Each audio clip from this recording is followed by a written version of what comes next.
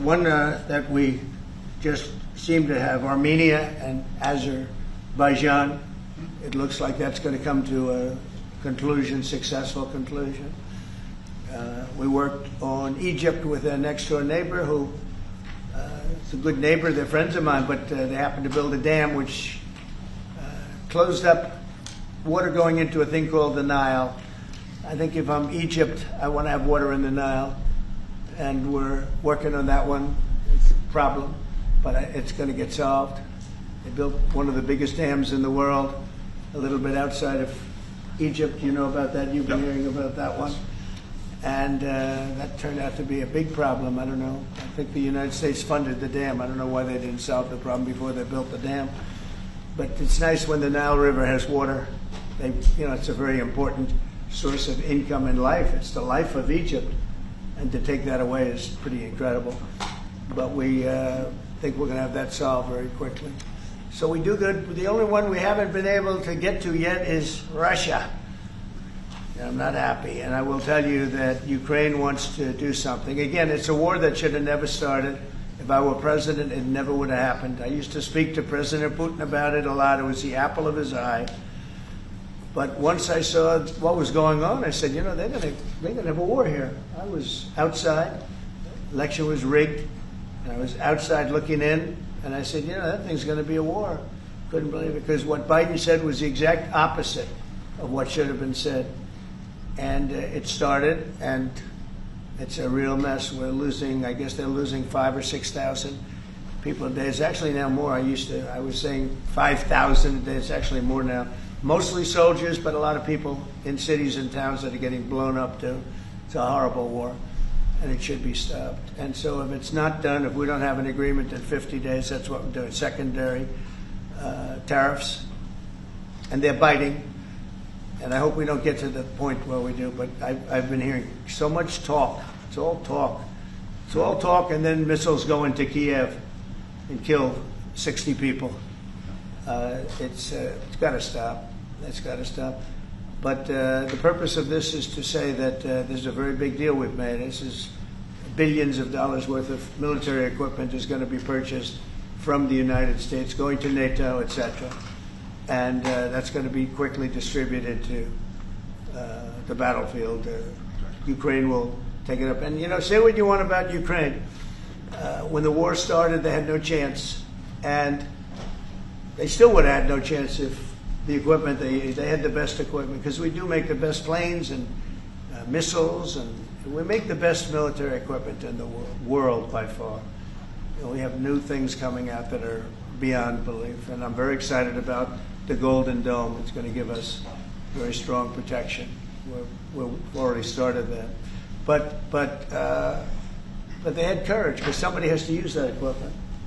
And they fought with tremendous courage, and they continue to fight with tremendous courage. But they don't have, they're losing on equipment, and Russia's really taken a very positive, very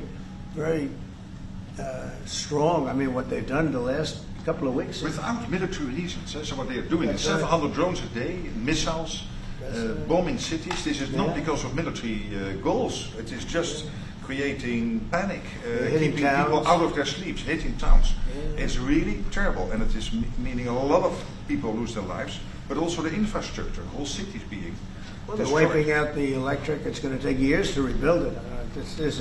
That's going to be the next problem. Because, but that's going to take a long time. Many of the cities are knocked down to the ground. Many of the people have left, but many have stayed. I don't know. They actually stay. Most have stayed. Actually, it's incredible that they stay, and knowing that a missile could be hitting your apartment house, and your apartment house that you're sitting in could collapse on top of you. And they do very heavy construction. They don't use rebar. They do very thick concrete construction. Those are heavy buildings, big buildings. And heavy buildings, and they collapse like they're made out of paper. It's unbelievable to see this happening with people, so many people being killed. So we think we're going to make progress, and we hope we're going to make progress. In the meantime, we're going to get you good service on what you need. And we really became friendly with NATO this last meeting. We went from 2% to 5%, which everyone said was not even a possibility. They weren't paying 2%. Many of them were paying much less than 2%. But even those, since you became president, all committed to the 2% before the Right. summit. And now collectively we committed to the 5%. That's right, they did. They've been very good. And I think I made a lot of friends over there. We had a couple of days of very intensive talks. And they're great people. They're leaders of countries. Leaders of countries. Many of them great countries, some of them smaller countries, but for the most part, I'd say very solid, strong countries.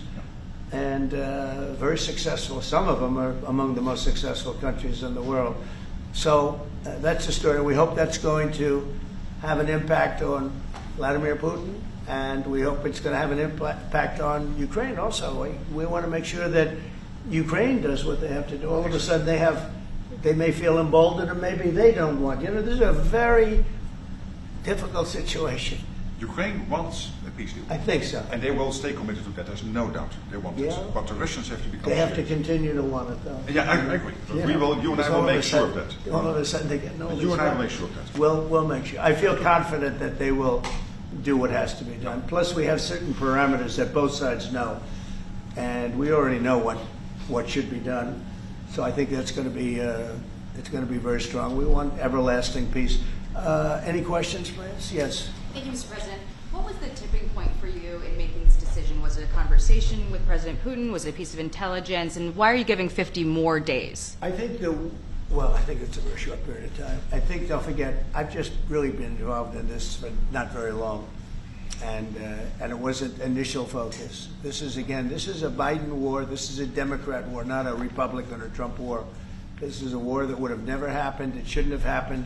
A lot of people being killed. When the final numbers come in, you're going to see a lot more people are being killed in this war than you think, than you've been writing about. It's a very deadly war. They're all bad, but this is a very deadly war.